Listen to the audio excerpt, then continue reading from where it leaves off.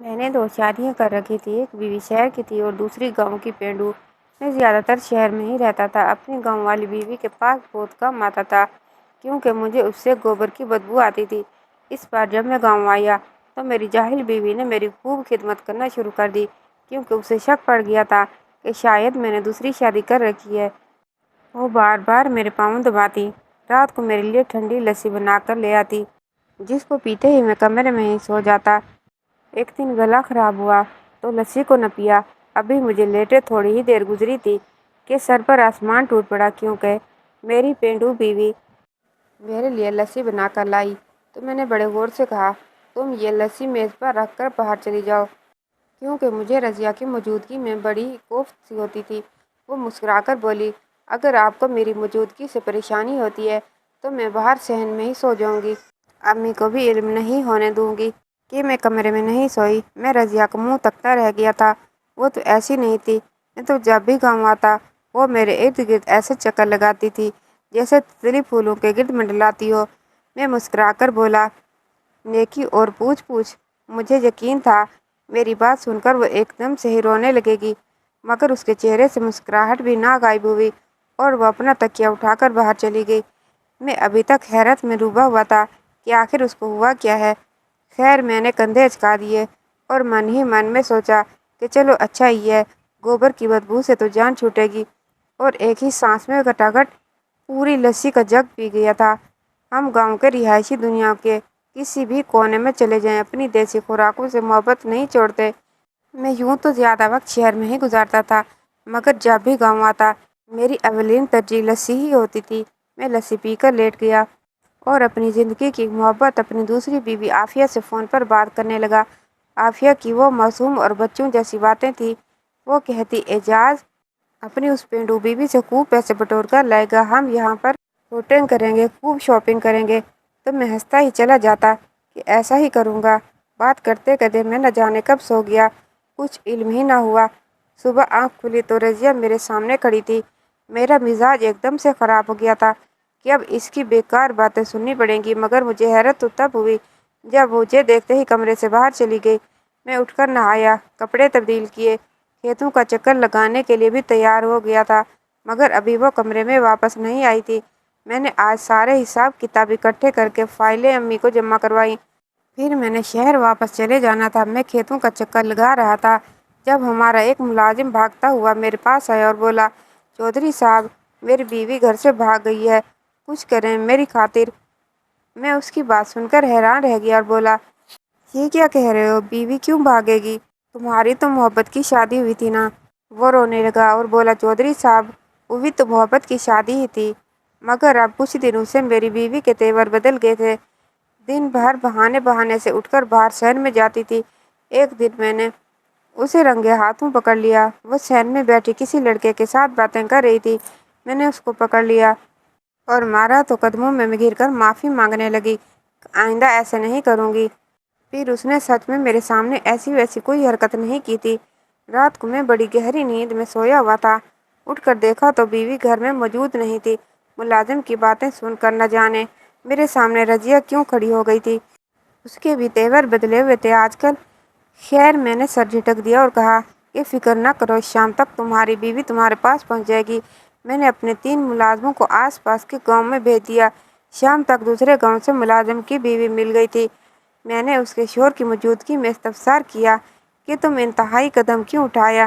تو وہ، چودھری صاحب میرا شوہر مجھے وقت نہیں دیتا تھا، میں جوان ہوں، حسین ہوں، میرا بھی جی چاہتا ہے کہ میرے حسن کو سراہا جائے، مگر اس کو تو اپنے ذمہ داری سے ہی فرصت نہیں ہے۔ ایسے میں مجھے احمد سے محبت ہو گئی، اس کے ساتھ بھاگ گئی۔ اب میں اپنے شوہر سے طلاق لے کر احمد سے شادی کرنا چاہتی ہوں۔ میں نے کہا، یہ تم لوگوں کا گھریلو مسئلہ ہے، جو صحیح لگتا ہے وہی کر لو۔ میں ان لوگوں کو چھوڑ کر گھر چلا آیا تھا۔ میرا ذہن بہت الجھا ہوا تھا۔ میں زمینوں کے کاغذات لے کر اوپر چھت پر چلا گیا۔ میں کاغذات دیکھنے لگا۔ آج بھی ساری کی ساری جائیداد رضیہ کے نام پر تھی۔ دراصل رضیہ میرے ماموں کی بیٹی تھی۔ ہم دونوں ایک ہی آنگن میں کھیل کود کر جوان ہوئے تھے۔ میرے ماموں اور ابو آپس میں کزن بھی تھے اور دوست بھی تھے، اور یہ بات اور ہے کہ میرے ابو حیثیت میں ذرا کم ہی تھے، ان کے نام پر زیادہ زمینیں بھی نہیں تھیں۔ دونوں دوستوں نے بچپن میں ہی دونوں کا رشتہ طے کر دیا تھا۔ تب میں میٹرک میں پڑھتا تھا، اتنی سمجھ بوجھ بھی نہیں تھی، اس لیے اس رشتے پر کوئی خاص اعتراض بھی نہ ہوا۔ پھر میں جوں جوں بڑا ہوتا گیا اور رضیہ سے سامنا بھی نہ ہونے کے برابر ہی تھا۔ وہ مجھ سے بہت شرماتی تھی، اس لیے میرے سامنے آنے سے گریز کرتی تھی۔ میں بڑا ہو گیا تو اعلیٰ تعلیم کے لیے شہر چلا گیا۔ شہر کی دنیا تو تھی ہی اور بہت ہی عجیب رنگ ڈھنگ کے لیے ہوئے۔ مجھے شہر کی چکا چوندھی بہت پسند آ گئی تھی، اس لیے میں بہت کم واپس چکر لگایا کرتا تھا۔ یونیورسٹی میں میری دوستی کئی لڑکیوں سے ہو گئی تھی۔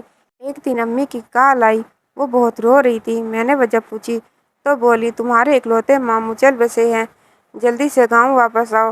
میں بہت گھبرا گیا، جلدی سے گاڑی میں سوار ہوا اور واپسی کی راہ لے لی۔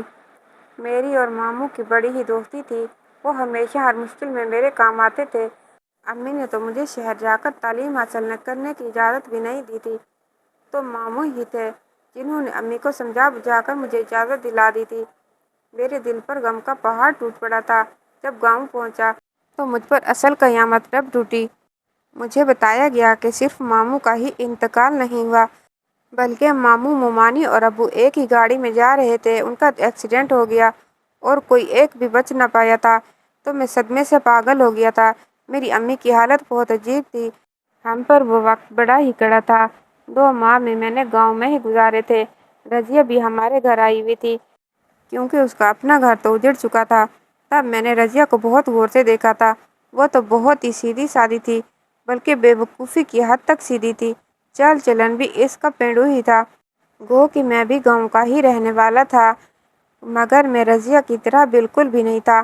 مجھے تو رضیہ سے گوبر کی بدبو آتی تھی۔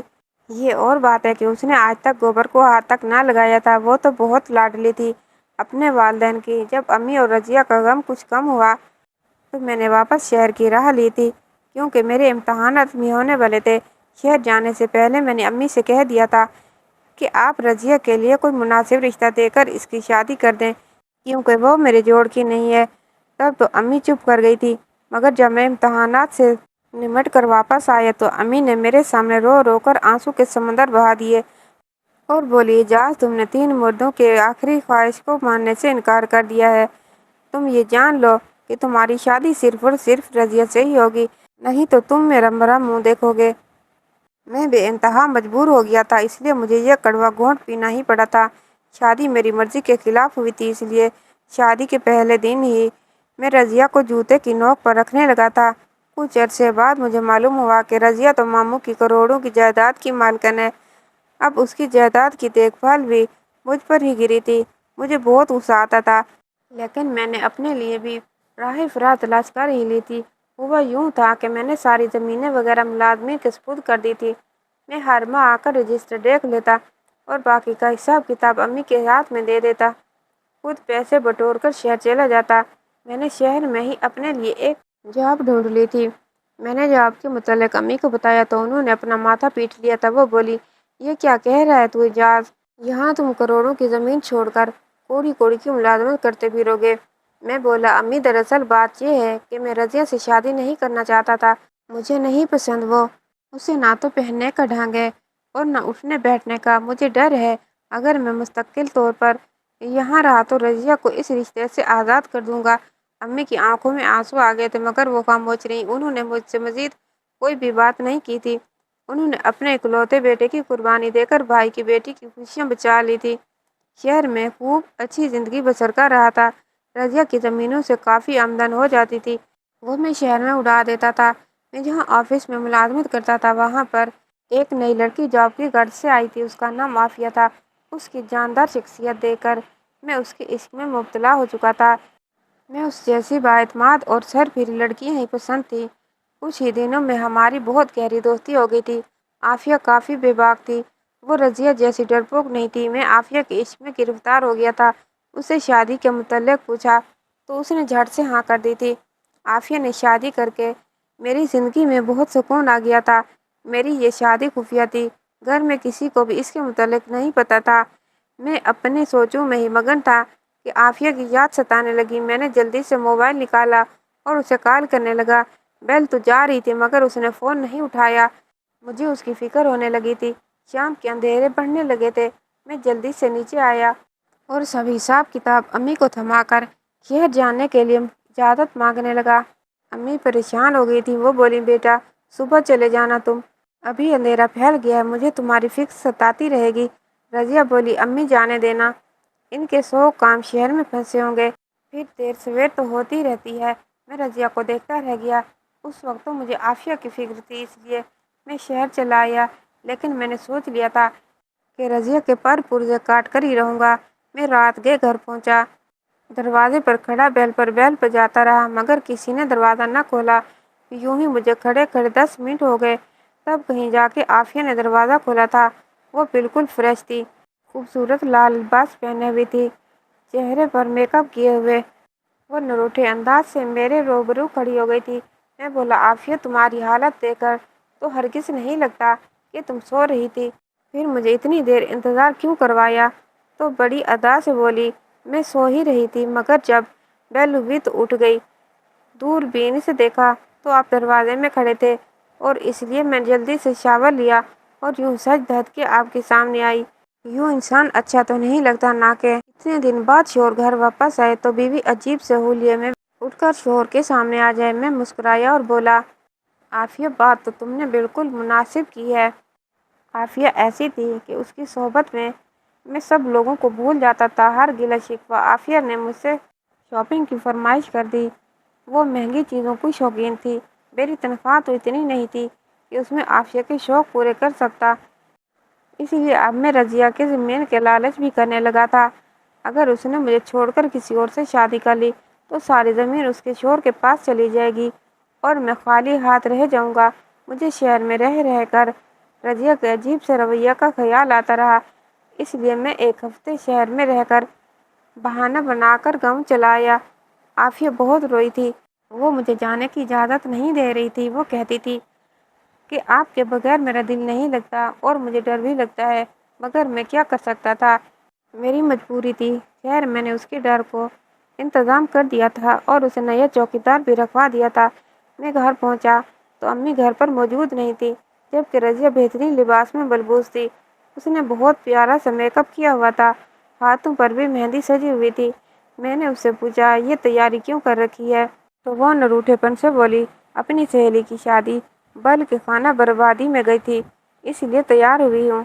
مجھے اس کی بات پر بے تحاشا ہنسی آئی تھی، زندگی میں پہلی بار اچھی لگی تھی۔ میں نے اسے ہاتھ سے تھاما اور اپنے کمرے میں لے گیا تھا۔ مجھے اس دن پہلی بار احساس ہوا تھا کہ رضیہ بیچاری اتنی بھی بری نہیں تھی جتنی بھی مجھے لگتی تھی۔ شام میں امی گھر آئی تو وہ ہم دونوں کو ساتھ دیکھ کر بڑی خوش ہوئی تھی۔ وہ تو میری بلائیں لیتی نہ تھکتی تھی۔ رات ہوئی تو مجھے پھر سے رضیہ نے جگ بھر کر لسی کا پلا دیا تھا، جسے پیتے ہی میں سو گیا تھا۔ صبح میں سو کر اٹھا تھا تو بہت حیران تھا کہ رات بھر میں اتنی دیر تک کیوں سوتا رہا۔ شہر میں تو لیٹ سونے کی عادت تھی، مگر گاؤں میں 9 بجے ہی سو جاتا تھا۔ دن بھر رضیہ مجھ سے دور دور رہی، یہاں تک کہ میں کوئی بات بھی کرتا تو وہ اس کا جواب نہ دیتی۔ میں نے اس سے وجہ پوچھی تو بولی، آپ بلا وجہ ہی سوچ رہے ہیں، ایسی تو کوئی بات ہی نہیں ہے۔ میں چپ کر گیا۔ شام کے 6 بجے تو مجھے شہر سے چوکیدار کی کال آئی تھی۔ وہ بولے، صاحب جی، یہاں پر شہر میں مسئلہ ہو گیا ہے، آپ جلدی سے یہاں پہنچیں، اس مسئلے کے مطابق بیوی جی سے بات مت کریں، وہ پریشان ہو جائیں گی، بہتر تو یہ ہے کہ انہیں اپنی آمد کے متعلق بھی کچھ نہ بتائیں۔ میں نے چوکیدار سے کہا، وہ فکر نہ کرے، میں رات کو پہنچ جاؤں گا۔ اس بار بھی میں رضیہ کا راز جانے بغیر ہی جا رہا تھا۔ میں جانے لگا تو رضیہ نے مجھ سے ملنا بھی گوارا نہیں کیا تھا۔ میں گاڑی میں بیٹھا لاشعوری طور پر رضیہ اور اس شام کے متعلق سوچتا رہا جو اس کے ساتھ بتائی تھی۔ رات 11 بجے کے قریب میں گھر پہنچا تھا۔ میں نے چوکیدار سے سوال کیا، کیا مسئلہ ہوا ہے؟ وہ بولا، صاحب جی، گھر کی جانب مسئلہ ہے، آپ گھر کی یہ چابی لے کر خود ہی گھر میں داخل ہو جائیں، آپ کو مسئلہ نظر آ جائے گا۔ میں نے سر ہلا دیا اور چابی لے کر گھر میں داخل ہو گیا۔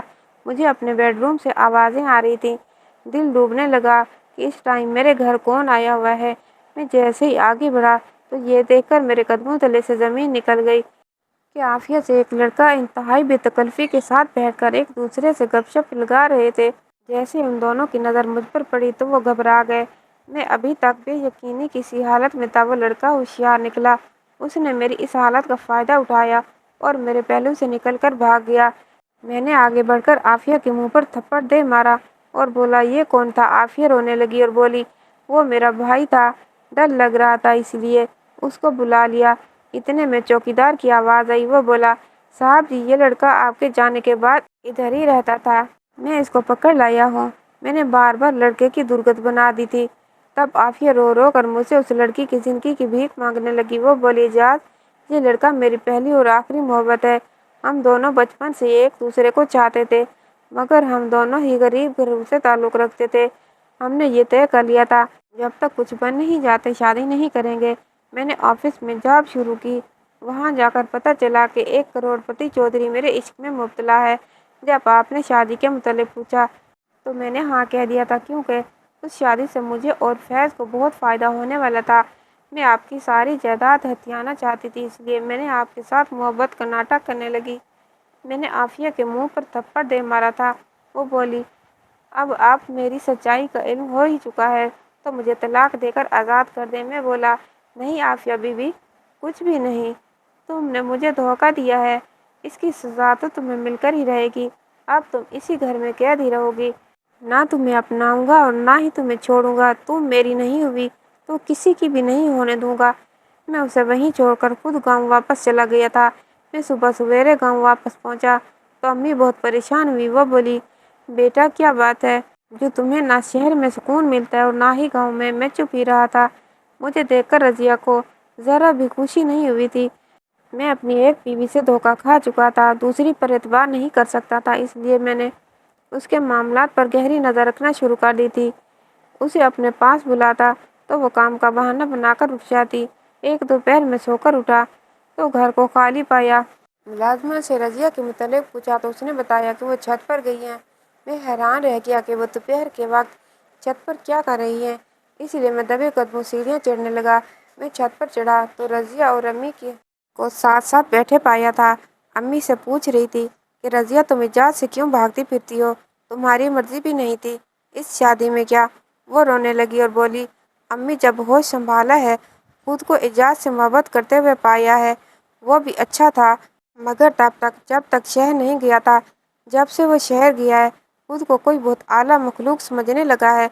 शादी के बाद मैंने एजाज को अपनी तरफ राग़िब करने की मुमकिन कोशिश की थी, मगर वो मुझसे दूर भागता गया। यहाँ तक कि उसके पीछे भागते भागते मैंने खुद को बहुत पीछे छोड़ दिया। मुझे लगने लगा था कि मैं तो बिल्कुल बेकार हूँ, मुझे तो मर ही जाना चाहिए। मगर फिर मैंने सोचा कि पता तो कराऊँ कि एजाज के इस रवैये के पीछे वजह क्या है। मैंने पता कराया तो पता चला उसने शहर में दूसरी शादी कर रखी है। उस दिन मैंने खुद को बहुत ही बेबस महसूस किया था। मैं आपसे छुप कर रोई। उस दिन से मैंने सोच लिया था कि मैं एजाज के सामने बैठने से गुरेज करूँगी, अपने दिल में उनकी मोहब्बत को छुपा कर रखूँगी, मगर उनसे प्यार की भीख नहीं मांगूंगी। इसलिए अब मैं उनसे दूर दूर रहने लगी हूँ। अम्मी की बेयकीन सी आवाज़ आई थी, रजिया, ऐसा कैसे हो सकता है कि मेरा बेटा मुझसे छुप कर दूसरी शादी कर ले? तब मैं आगे बढ़ा और बोला, अम्मी, रजिया सच कह रही है। मैंने आपसे छुप कर अपनी पसंद की शहर में पढ़ी लिखी लड़की से शादी कर ली थी। मगर आपको इल्म है क्या, जब मैं गांव वापस आ जाता था तो वो मेरे पीछे अपने आशिक को बुला लिया करती थी। मुझे इस बात का कभी इल्म ही ना होता। अगर मैंने नया चौकीदार ना रख लिया होता, मैं उसे रंगे हाथों पकड़ कर आया हूँ। वह मुझसे तलाक मांग रही थी, मगर मैंने उसे घर में कैद कर दिया। मुझसे बेवफाई करने वाली यही अंजाम ही होना चाहिए। अम्मी बोली, बेटा, जो तुमने उस मासूम रजिया के साथ बेवफाई की, उसका क्या? मैं रोने लगा और रजिया के सामने हाथ जोड़ दिया और बोला, रजिया, तुम बहुत अच्छी हो। मेरा ही दिमाग ख़राब हो गया जो तुमसे नफ़रत करता था। तुम मुझे माफ़ कर दो, मैं तुम्हें ज़िंदगी की तमाम खुशियाँ देना चाहता हूँ। रजिया बोली, मैं आपको माफ़ तो कर दूँ, मगर मेरी भी एक शर्त है। मैं बोला, एक नहीं 100 शर्तें बताओ। वो बोली, आफिया को तलाक देकर हमेशा हमेशा के लिए अपनी ज़िंदगी से निकाल दें और मुझसे वादा करें कि आज के बाद किसी लड़की की तरफ नज़र उठाकर भी नहीं देखेंगे। मैंने उससे वादा कर लिया था, आफिया को तलाक देकर आज़ाद कर दिया था। मैंने अपनी ज़िंदगी को माँ के पुरशफ़क़त साए के नीचे गुजारने का फ़ैसला कर लिया था। कहानी के